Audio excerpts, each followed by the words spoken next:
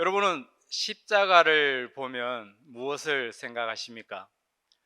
많은 사람들이, 많은 성도님들이 십자가를 보면 고난, 그리고 죽음, 그리고 부활, 그리고 구원을 생각을 합니다. 그런데 많은 사람들이 십자가를 보며 예수님만을 생각을 합니다. 물론 예수님을 생각하는 것이 맞습니다. 하지만 어, 예수님의 고난과 죽음과 이 부활, 구원, 이 모든 것이 담겨 있는 이 십자가는 어, 우리가 그리스도와 함께 못 박힌 십자가라 할 수 있습니다. 그래서 믿는 자에게 이 그리스도의 십자가는 예수님만의 십자가가 아니라 나의, 그리고 여러분의, 우리의 십자가가 된다는 사실을 알아야 됩니다. 예전에 기도 가운데 제가 환상을 보았습니다. 큰 강이 이렇게 흐르고 있고요. 왼쪽에는 높은 빌딩들이 이렇게 세워져 있었습니다. 근데 큰 강 상류에서 무엇이 떠내려오는데 그것이 큰 십자가였습니다. 근데 그 십자가가 가까이 왔을 때 제가 그 십자가를 볼 때 그곳에 예수님의 얼굴이 있었습니다. 제가 예수님의 얼굴을 볼 때 제 마음이 되게 먹먹하면서 아려왔습니다. 처음에는 그 십자가가 내게 무엇인지, 왜 내가 이것을 보게 되었는지 잘 몰랐습니다. 그때 그 예수님의 얼굴은 제가 10년이 지나서 20년이 가까워 오는데도 아직도 제 눈에는 그대로 보여지고 있습니다.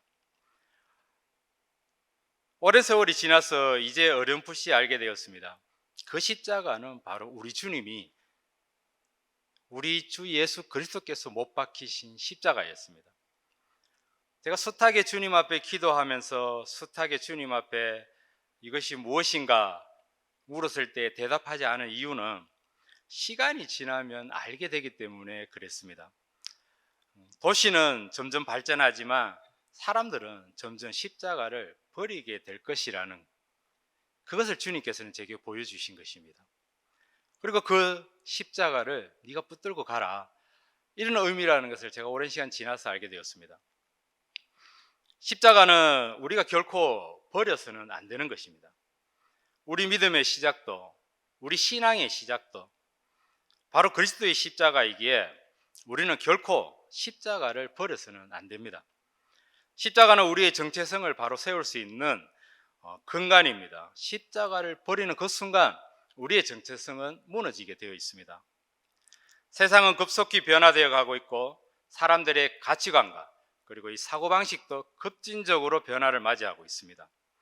갈수록 강팍해지고 있고 갈수록 타락해지고 있고 갈수록 폭력적이고 갈수록 자극적으로 변하고 있습니다.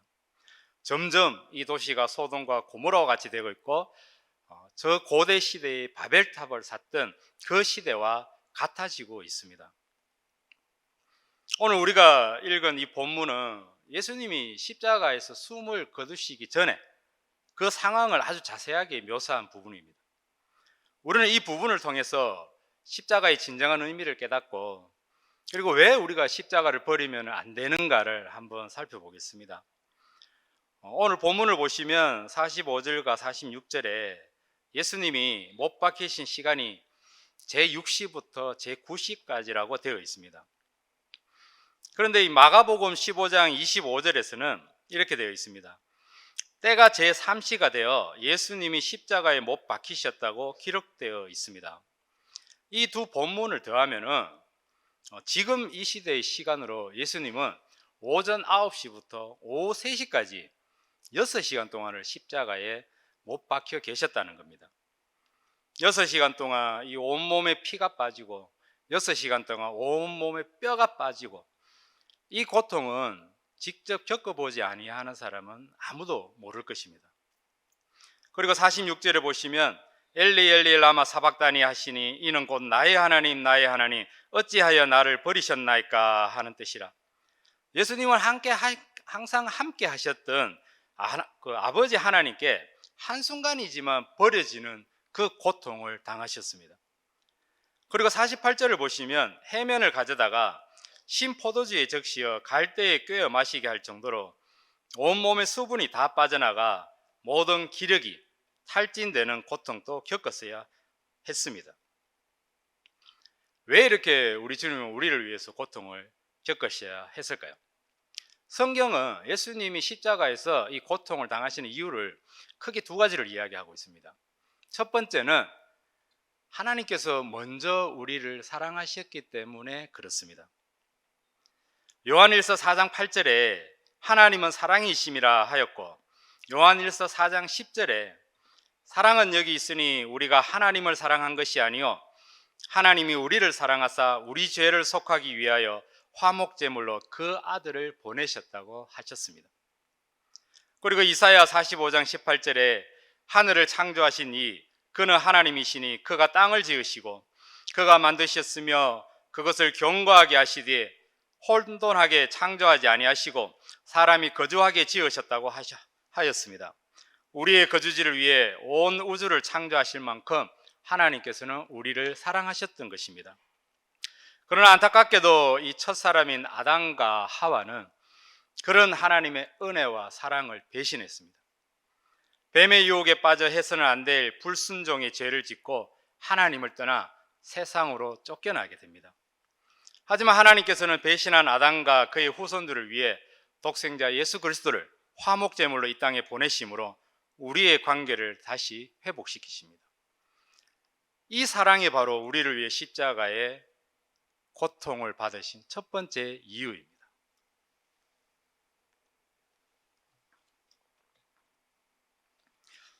예수님이 우리 때문에 십자가 고통을 당하시는 이유 두 번째는 우리의 불순종으로 인한 죄 때문입니다.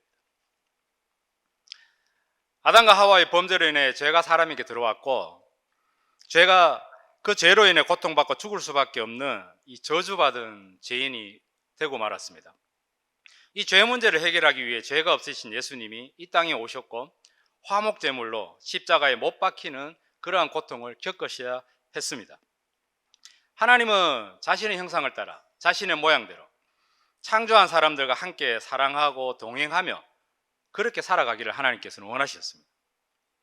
하지만 아담과 하와는 뱀에게 속아서 자신들이 하나님과 같이 되고 싶은 그러한 욕심을 가지게 되므로 하나님의 사랑과 은혜를 결국 저버리고 말았습니다.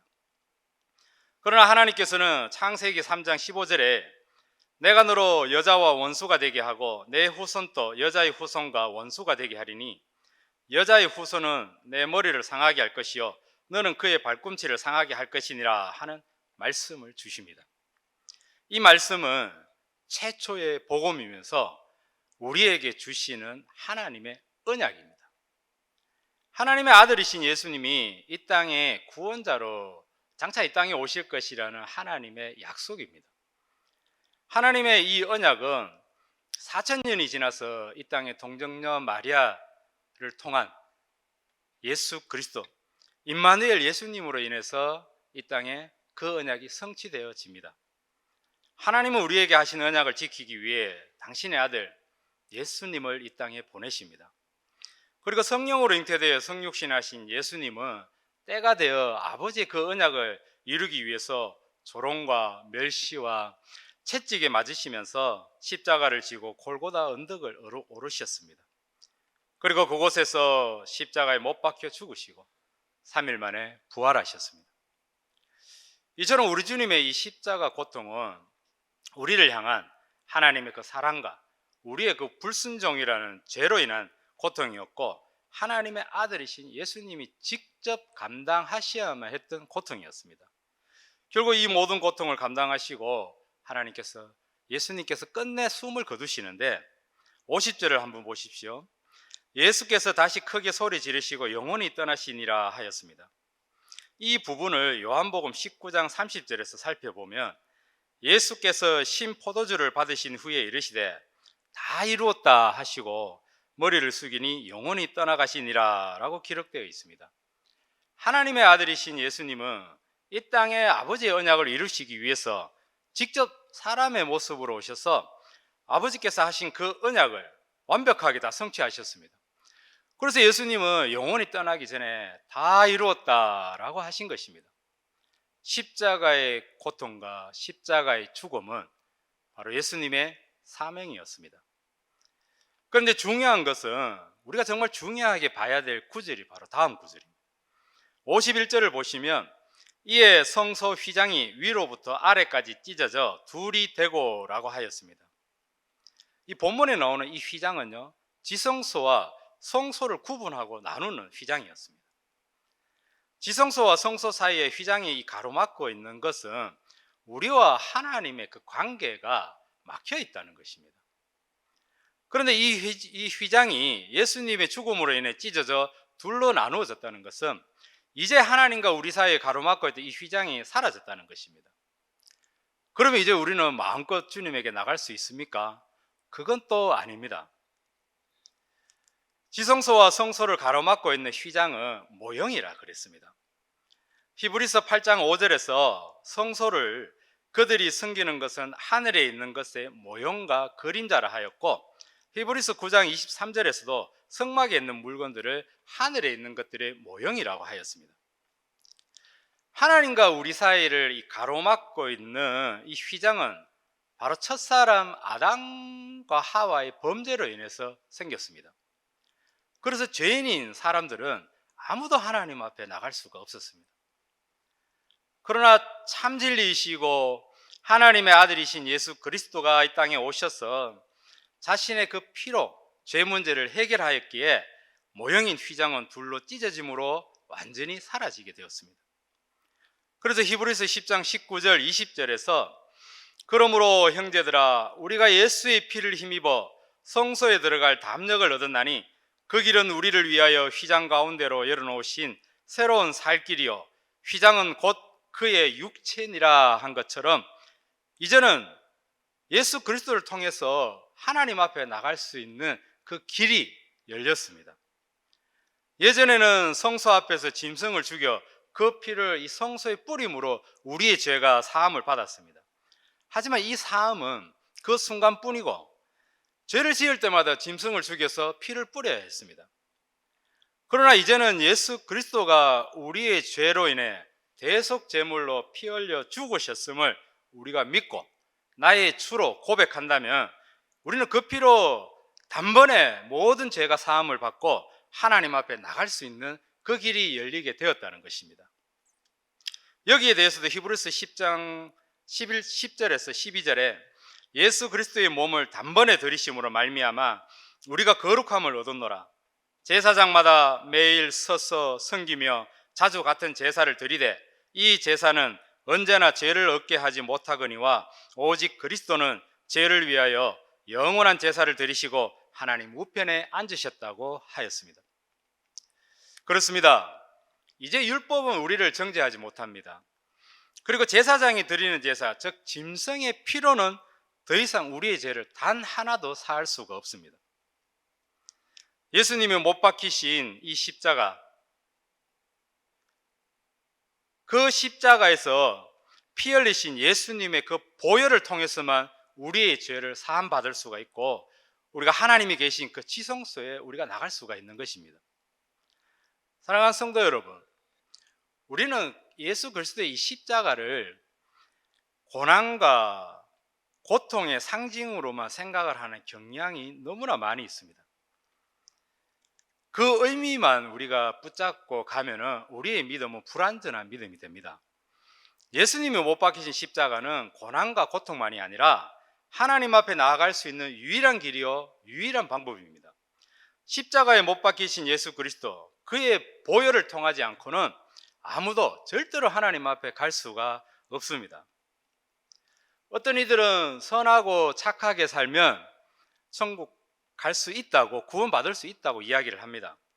하지만 그것은 성경을 사람에게 맞춰서 해석을 하기 때문에 그렇게 말을 하는 겁니다.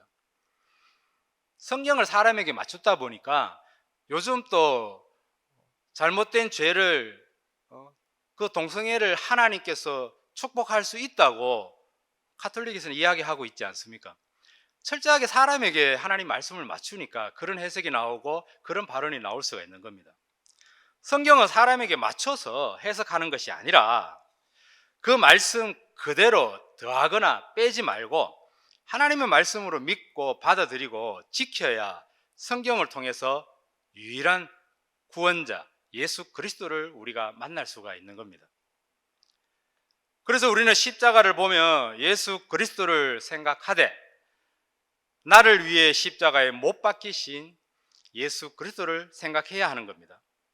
십자가에 못 박혀 피 흘리신 예수, 내 죄를 짊어지고 못 박히신 예수, 십자가에서 다 이루었다 하시고 영원히 떠나가신 예수, 죽음을 이기고 3일 만에 부활하신 예수, 그 예수 그리스도의 십자가에 나 또한 우리 또한 못 박혔음을 우리는 항상 이 마음에 우리가 품고 살아가야 된다는 말입니다. 부활도 죽음이 있어요. 부활이 있습니다. 내가 죽지 않았는데 부활이 있을 수가 있습니까? 그리스도와 함께 십자가에 못 박혀야 그리스도의 그 부활이 내 부활이 되는 겁니다. 내 안에 그리스도와 함께 못 박힌 이 십자가가 없는데 우리가 어떻게 그리스도의 부활을 내 부활이라고 이야기를 할 수 있겠습니까? 우리가 예수 그리스도와 함께 십자가에 못 박혀 죽었으면 부활하신 우리 주, 하늘과 땅의 모든 권세와 모든 이름 위에 뛰어난 그 이름을 가지신 예수 그리스도와 함께 강하고 담대하게 세상과 싸우며 새하늘과 새 땅을 바라보고 우리는 살아가게 됩니다. 하지만 그렇다고 예수님과 함께 못 박히신 이 십자가가 사라지는 것은 아닙니다. 내가 못 박힌 십자가를 내 안에 가지고 그리스도와 함께 못 박히신 그 십자가를 내가 가지고 부활하신 주님을 따라가야 한다는 겁니다. 십자가를 버리는 순간 고난 없이 고통 없이 우리 주님의 영광만을 함께 누리려 하는 그런 이기적이고 세상적인 종교인이 됩니다. 고난 없는 영광은 없습니다. 우리 주님이 어디 고난 안 받고 주님이 영광을 받으셨습니까? 아닙니다. 주님은 그 누구보다 큰 고난을 받으신 분이 바로 예수 그리스도이십니다. 이처럼 그리스도의 십자가는 하나님께서 우리에게 주신 언약의 증표입니다. 이 언약의 증표는 하나님이 우리를 사랑한다는 사랑의 증표요, 하나님이 우리와 함께 한다는 동행의 증표요, 그리고 하나님이 우리의 모든 죄를 용서한다는 구원의 증표요, 생명의 증표인 것입니다. 그런데 이 언약의 증표를 버리면 어떻게 되겠습니까? 이 증표를 버린다는 것은 하나님의 사랑을 거부한다는 것이고 하나님과의 동행을 거부한다는 것이고 하나님의 용서를 필요치 않는다는 소리와 다를 바가 없는 겁니다. 아담과 하와는 하나님이 주신 그 언약의 증표인 선악과를 그들은 버렸습니다. 그래서 그들은 더 이상 하나님과 아무런 관계가 없는 자들이 되어버렸고 반드시 죽을 수밖에 없는 자들이 되었습니다. 복음을 듣지 못하고 가죽옷을 지어 입히지 못하고 그들이 에덴 동산에서 추방당했다면 아마 우리 인류에게 더 이상 희망은 없었을 겁니다. 그리스도의 십자가를 버리거나 잊어버린다는 것은 바로 이런 것입니다. 하나님의 언약의 정표인 그리스도의 십자가를 외면한다는 것은 아담과 하와처럼 하나님이 내게 주신 그 모든 은혜를 거부하고 하나님과 같이 되고 싶어 결국 불순종의 죄를 짓는 것과 같은 것입니다. 태초에 세워진 에덴 동산의 이 중앙에 있는 이 선악과는 첫사람 아담뿐만 아니라 모든 인류에게 우리에게 주신 하나님의 언약입니다. 그 첫 번째 언약입니다. 창세기 2장 8절에서 9절을 보시면요, 여호와 하나님이 동방의 에덴의 동산을 창설하시고 그 지으신 사람을 거기 두시니라. 여호와 하나님이 그 땅에서 보기에 아름답고 먹기에 좋은 나무가 나게 하시니 동산 가운데에는 생명나무와 선악을 알게 하는 나무도 있더라 하였고, 이어서 창세기 2장 16절에서 17절을 보시면 여호와 하나님이 그 사람에게 명하여 이르시되 동산 각종 나무의 열매는 네가 임의로 먹되 선악을 알게 하는 나무의 열매는 먹지 말라. 네가 먹는 날에는 반드시 죽으리라 하셨습니다. 하나님은 전지전능하신 분이시기에 사람을 창조하실 때 하나님의 말씀에 오직 순종만 하는 그러한 사람으로 하나님은 창조할 수 있었습니다. 하지만 하나님은 그러지 아니하셨습니다. 하나님은 사람을, 그러니까 우리를 창조하실 때요, 하나님의 그 모양대로 하나님의 그 형상대로 사람을 창조하였습니다. 그래서 하나님을 닮은 우리는 하나님의 자유의지가 우리에게도 있는 겁니다. 하나님은 그 자유의지로 사람이 하나님을 사랑하고 하나님의 말씀에 순종하고 하나님만 바라보며 함께 영원히 살아가기를 하나님이 원하셨던 겁니다. 그래서 에덴 동산에 수많은 나무 중에 한 그루 선악과라 이름 붙인 그 나무를 두어서 아담에게 네가 내 말대로 이 나무를 먹지 아니하면 너와 나는 영원히 함께 이곳에서 살아갈 것이다. 하지만 만약 네가 이 나무를 먹는다면 너와 나는 더 이상 함께 할 수 없으며 너는 반드시 죽으리라 하신 겁니다. 아담이 자신의 자유의지로 하나님의 그 말씀대로 선악과를 먹지 않고 그 말씀에 순종함으로 하나님을 향한 자신의 사랑과 그 믿음을 하나님께 보였다면 하나님은 그 선악과를 볼 때마다 아담의 사랑과 그 순종을 하나님은 알 수 있었을 것이고 그리고 하나님은 기뻐하였을 겁니다. 그러나 아담은 결국 하나님을 배신하였습니다. 그 어떤 유혹이 있어도 언약의 정표인 이 선악과는 절대로 먹어서는 안 되었습니다. 그가 선악과를 먹는 그 순간 하나님의 언약은 깨어지면서 하나님의 관계도 깨어지고 말았습니다. 호세아서 6장 7절을 보시면요, 그들은 아담처럼 언약을 어기고 거기에서 나를 반역하였느니라 라고 기록된 것처럼 하나님은 아담이 선악과를 먹은 것을 언약을 어긴 것으로 보고 계시는 겁니다. 하나님과 우리의 관계는 언약의 관계고 믿음의 관계고 그리고 사랑의 관계입니다. 그런데 우리가 아담처럼 선악과를 먹는 불순종, 즉 하나님의 언약을 깨뜨리고 불순종하게 되면 하나님과 우리의 모든 관계는 깨어지고 마는 겁니다. 반드시 죽으리라 하신 말씀은 하나님과의 관계가 완전히 단절됨을 이야기합니다. 하나님과 상관없는 자는 반드시 멸망할 것이고 결국 사망으로 그 끝을 맺을 것입니다. 그러나 하나님은 사랑이시라 배신을 당하셨음에도 하나님은 아담과 하와를 포기하지 않았고 그들에게 새로운 언약을 주셨습니다. 그 언약이 바로 창세기 3장 15절에서 이야기하는 발꿈치를 상하게 되실 예수의 여자의 후손이며 에덴 동산에서 추방당하기 전에 아담과 하와에게 지어 입히신 가죽옷이 예표하는 십자가에서 피 흘려 죽으시고 3일 만에 부활하신 예수 그리스도이십니다.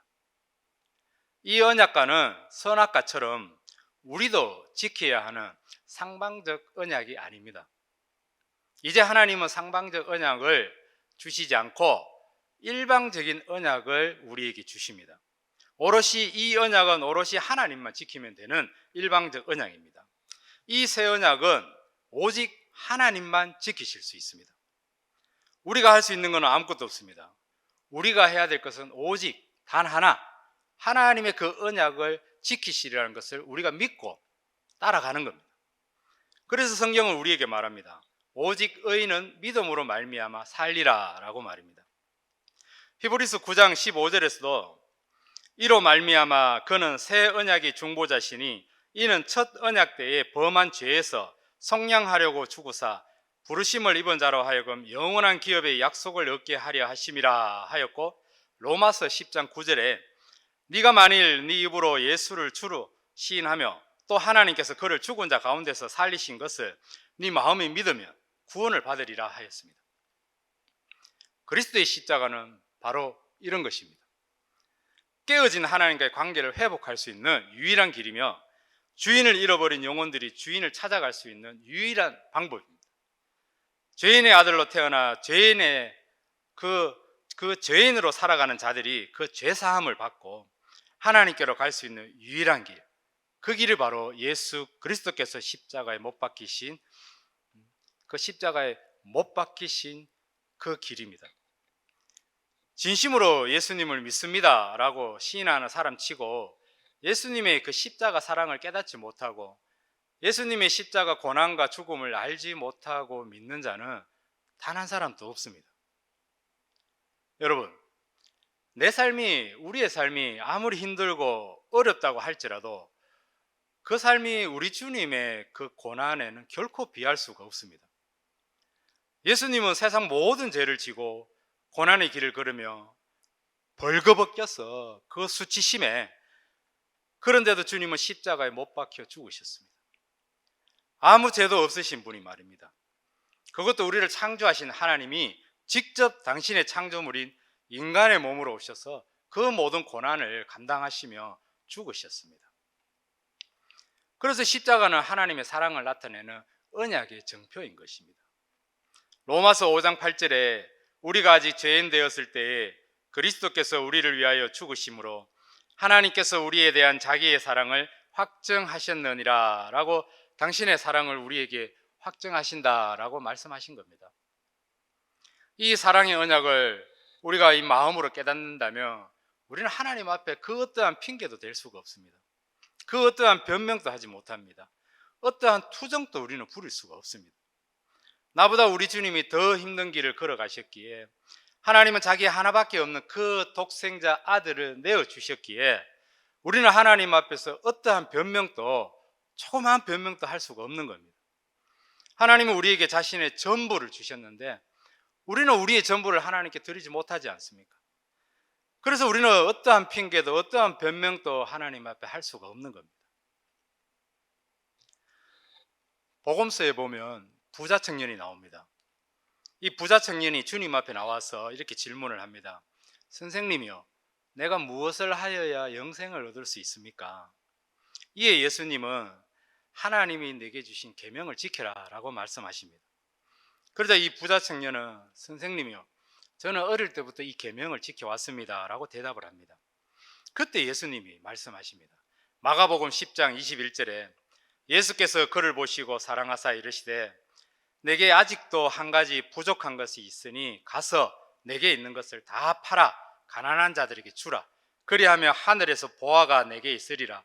그리고 와서 나를 따르라 라고 말입니다. 그러자 그 청년은 근심하고 맙니다. 낙심하면서 가고 마는 겁니다.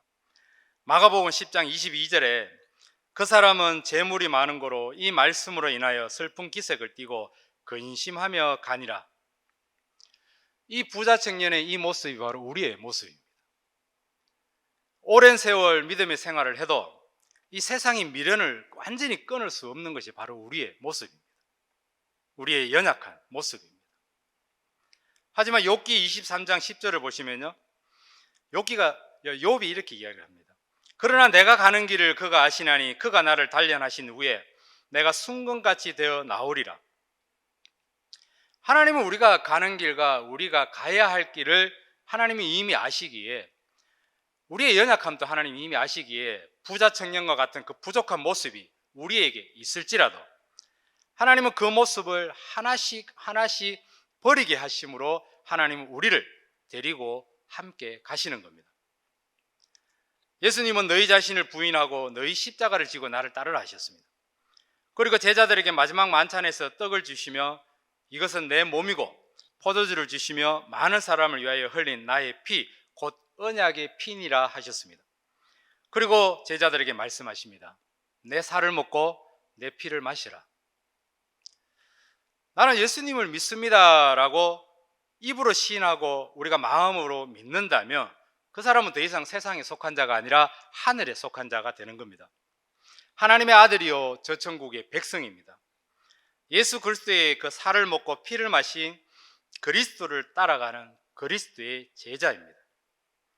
이것을 우리는 명확히 인지하고 우리는 살아가야 합니다. 고린도후서 13장 5절에 너희는 믿음 안에 있는가? 너희 자신을 시험하고 너희 자신을 확증하라 라고 하나님은 우리에게 분명히 말씀하고 있습니다. 우리 자신을 믿음에 있는가 시험하고 믿음이 있다면 예수 그리스도의 십자가가 이 내 안에 있다는 것을 우리는 스스로 확증해야 합니다. 그리스도의 십자가가 내 안에 있다고 스스로 확정하는 자는 세상을 살아가더라도 세상의 방식으로는 결코 살아갈 수가 없습니다. 내 안에 십자가를 품고 살아가는 자는 오직 믿음으로 말미암아 살아가는 자들이기에 세상은 그들을 받아들일 수가 없고 그들을 미워할 수밖에 없기에 땅을 밟고 살아도 위에 계신 예수 그리스도만 바라보고 살아가야 하는 겁니다. 요한계시록 3장 15절과 16절을 보시면요, 예수님은 라오디게아 교회를 향해 내가 내 행위를 아노니 내가 차지도 아니하고 뜨겁지도 아니하도다. 내가 차든지 뜨겁든지 하기를 원하노라. 내가 이같이 미지근하여 뜨겁지도 아니하고 차지도 아니하니 내 입에서 너를 토하여 버리리라 하셨습니다. 라오디게아 교회는 부자 교회입니다. 그들은 말합니다. 우리는 부요하고 부족한 것이 없다라고 말합니다. 그러나 우리 주님은 그런 부자 교회를 향해서 책망을 하십니다. 네가 이같이 미지근하여 뜨겁지도 아니하고 차지도 아니하니 내 입에서 너를 토하여 버리리라 라고 말입니다. 부자 교회인데 왜 주님은 책망을 하시는 걸까요? 자신들은 부요하고 부족함이 없다고 하지만 우리 주님 눈에는 그들의 공고하고 가련하고 가난하고 눈멀고 벌거벗은 것이 보이기 때문에 그렇습니다. 왜 그렇게 보일까요? 그 답은 요한계시록 3장 20절에 있습니다. 3장 20절에 볼지어다 내가 문 밖에 서서 두드리노니 누구든지 내 음성을 듣고 문을 열면 내가 그에게로 들어가 그와 더불어 먹고 그는 나와 더불어 먹으리라. 라오디게아 교회는 부자고 부유하고 부족한 것이 없었지만 그들의 영은 죽어가고 있었습니다. 그들은 우리 주님을 문 밖에 세워놓고 있었습니다. 그들 안에는 예수님이 없었습니다. 즉 그들 안에는 복음이 없었고 예수 그리스도의 십자가가 없었습니다. 우리나라에도 이런 라오디게아 같은 교회가 많이 있습니다. 우리 교회도 다른 교회에 비하면 부자 교회입니다. 그래서 우리는 더 예수 그리스도의 십자가를 붙잡아야 하는 겁니다. 복음의 정표요, 사랑의 정표요, 구원의 정표인 예수 그리스도의 십자가를 꽉 붙잡고 가야 한다는 말입니다. 베들로 교회가 선교를 할 수 있는 것을 우리는 참으로 감사를 해야 합니다. 교회 로비에 항상 틀어놓는 그 선교 영상을 보면은 제 가슴은 항상 뜨거워집니다. 성도님들도 저와 똑같은 마음이라고 저는 생각을 합니다. 제자 만들어 선교하는 교회, 선교의 비전을 받은 성도들이 모이는 교회, 예수 그리스도와 함께하는 교회, 예수 그리스도의 십자가를 붙잡고 항상 살아가는 교회, 땅끝까지 복음 전하고 모든 민족을 제자 만드는 교회가 바로 베들로 교회임을 하나님께 감사드립니다. 사랑하는 성도 여러분, 하나님이 주신 이 언약의 정표인 선악과를 첫사람 아담은 자신의 욕심과 어리석음으로 인해 먹어버리고 말았습니다. 그 불순종으로 인해 이 땅이 저주받고 이 땅에 죄가 들어와 사망이 왕노릇하게 되었습니다. 하지만 우리 주 예수 그리스도는 아담과 그의 후손들이 지은 그 모든 죄를 짊어지시고 십자가에 못 박히셔서 하나님의 새 언약의 정표가 되었습니다. 예수 그리스도의 십자가, 하나님이 우리에게 주신 언약의 정표입니다. 이 십자가를 품에 안고 살아가는 자는 예수 그리스도와 함께 고난을 받게 되지만 장차 비교할 수도 없는 큰 영광을 우리 주님과 함께 누리게 됩니다. 자신의 믿음을 항상 점검하십시오. 그 믿음은 바로 내 안에 있는 그리스도의 십자가가 증거가 되어줍니다. 내 안에 십자가가 없다는 것은 라오디게아 교회처럼 예수님을 문 밖에 세워두고 있다는 겁니다. 내 믿음이 차지도 뜨겁지도 않다는 것 또한 내 안에 예수 그리스도의 십자가가 없다는 것입니다. 세상의 마지막이 다가오고 있습니다. 우리 주님이 언제 오실지 아무도 모릅니다. 하지만 깨어있는 자는 신랑 되시는 예수님을 맞이할 수가 있습니다. 예수 그리스도의 십자가를 항상 품에 안고 살아가십시오. 고난을 두려워하지 마십시오. 주를 위해 받는 그 고난은 참으로 영광된 것입니다. 내 신앙이, 내 믿음이 차지도 뜨겁지도 않다는 것은 내가 십자가를 놓치고 있다는 것입니다. 아담과 같은 어리석음을 범하지 마십시오. 예수님을 문 밖에 세워놓지 않기를 바랍니다. 세상에 수많은 라오디게아 교회 같은 교회가 있고 세상에 수많은 사람들이 예수 그리스도의 십자가를 외면하고 버리고 있습니다. 그러나 우리 베들로 교회만은 그리스도의 십자가를 버리지 말고 그 십자가를 꽉 붙잡고 우리 마음에 품으면서 주를 위해 고난도 받고 주를 위해 전도도 하고 주를 위해 가난한 자도 돌보고 주를 위해 선교도 뜨겁게 했으면 합니다. 그리고 주를 위해 서로 사랑했으면 좋겠습니다. 사랑하는 베들로 교회 성도 여러분, 하나님께서는 여러분들을 사랑하십니다. 그래서 그 사랑의 언약의 그 정표로 예수 그리스도의 십자가를 여러분들에게 주셨습니다. 그 십자가에 하나님의 사랑이 있고, 그 십자가에 하나님의 구원이 있고, 그 십자가에 하나님의 위로가 있고, 하나님의 은혜가 있습니다. 우리의 모습 하나님께서 다 보고 계십니다. 우리 마음 하나님께서 다 알고 계십니다. 골로새서 3장 3절에 이는 너희가 죽었고 너희 생명이 그리스도와 함께 하나님 안에 감추어졌음이라 하였습니다. 저와 여러분의 생명은 예수를 믿는 그 순간에 하나님께서 감추어 놓으셨습니다. 골로새서 3장 4절에 우리 생명이신 그리스도께서 나타나실 그때에 너희도 그와 함께 영광 중에 나타나리라. 마지막 날 우리 주님이 오시는 날 하나님께서는 감추어 놓은 그 우리의 생명을 하나님께서는 나타내실 것입니다. 그러니 하나님의 언약의 정표요 생명의 정표인 예수 그리스도의 십자가를 절대 버리지 말고, 절대 외면하지 말고 꼭 붙잡고, 살아도 주를 위해 살고 죽어도 주를 위해 죽는 그러한 예수 그리스도의 제자가 되시기를 예수님 이름으로 축원드립니다.